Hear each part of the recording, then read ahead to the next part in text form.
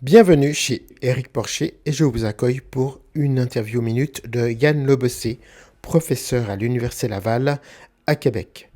Il a développé l'approche centrée sur le développement du pouvoir d'agir des personnes et des collectivités, plus connue sous l'acronyme DPAPC.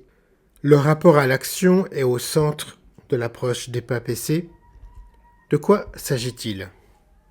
Ce qui est essentiel à comprendre, c'est que le fait de ne pas pouvoir agir sur une réalité qui est importante pour nous est une source de souffrance importante.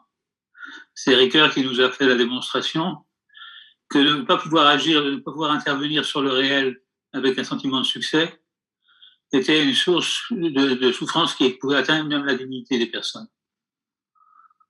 Donc être capable, au sens où l'entend Ricoeur, c'est véritablement pouvoir attester de sa capacité à agir sur le monde dans la direction de ce qui est important pour nous.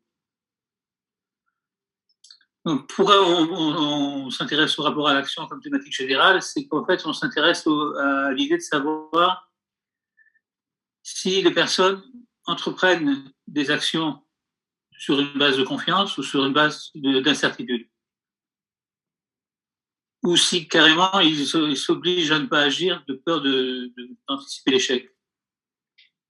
Donc, ce qui est important, c'est de vérifier quel est le rapport à l'action des personnes, c'est-à-dire comment est-ce qu'ils sont à l'aise avec le fait de passer à l'action et avec le fait de composer avec l'adversité, avec l'altérité. Quel est l'objectif de cette approche? L'objectif de cette approche n'est pas de changer les personnes. L'objectif de cette approche est de faire en sorte que les personnes redeviennent acteurs de leur vie. Donc, ce n'est pas une approche basée sur le soulagement de la souffrance psychologique. Ce n'est pas non plus une approche basée sur le changement social pur. C'est une approche qui vise à restaurer le rapport à l'action, c'est-à-dire à permettre aux personnes de structurer leur changement en fonction de ce qui est important pour elles, leurs proches et la communauté à laquelle ils s'identifient. Qu'est-ce qui fait l'originalité pratique de l'approche par rapport à d'autres propositions? C'est une approche qui n'est ni psychologique ni sociologique, qui est psychosociologique, c'est-à-dire qui part du principe que ce qui fait obstacle au rapport à l'action est à la fois structurel et personnel. Donc, les problèmes sociaux sont considérés comme des problèmes structurels, mais qui ont des impacts personnels différenciés. La même politique sociale aura des effets différents sur les individus en fonction de leur parcours. Donc, il part du principe que c'est une approche qui doit toujours s'enraciner sur une appréhension globale à la fois du contexte et des acteurs. Pour quel professionnel cette approche peut-elle être utile?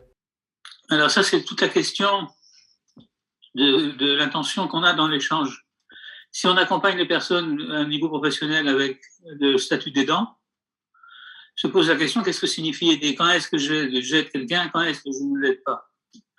Alors, pour savoir si on a aidé quelqu'un, il faut avoir des critères extérieurs, effectivement, savoir si les choses changent dans la vie des gens, mais c'est les personnes qui décrètent s'ils sont aidés ou pas.